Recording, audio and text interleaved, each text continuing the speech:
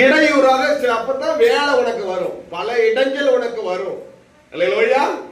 எல்லாவற்றையும் தவிர்த்தணும்.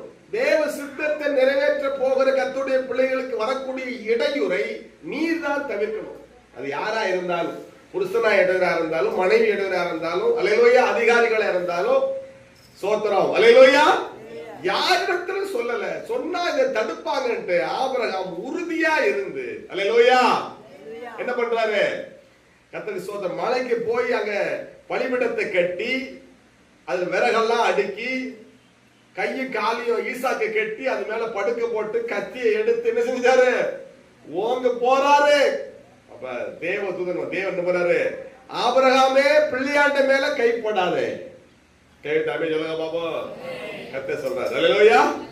ஆமா, பிள்ளையாண்ட மேல கை போடாது. இதுல என்ன இருக்கு அப்படின்னா, தேவனுடைய வார்த்தைக்கு ஆபிரகாம் கீழ்ப்படிகிறானா? அல்லேலூயா.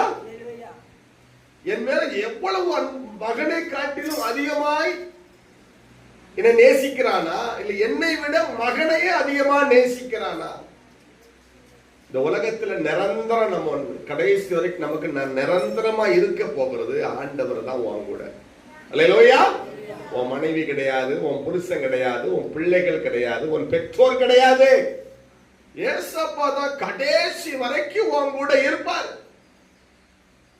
அவர் மேல் உள்ள அன்பு எதுவும் உன்னை பிரிக்க கூடாது. அல்லேலூயா.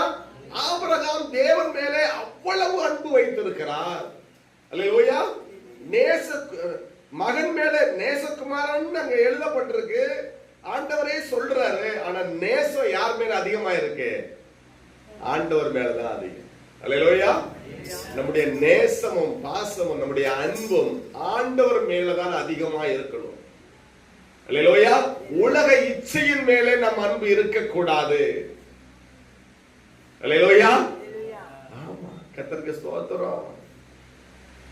மகன் மேல அதிகமாக அன்பு செலுத்தும் போது மகன் விக்கிரமாக நமக்கு மாறி விடுகிறான்.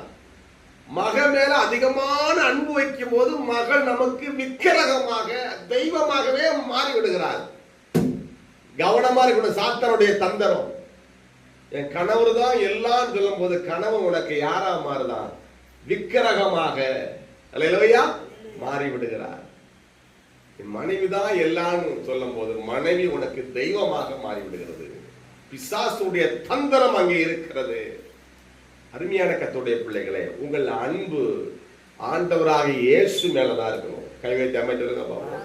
அல்லேலூயா. ஆமென். அவர் ஒருவரையே நீ ஆராதிக்கணும். ஆபிரகாம்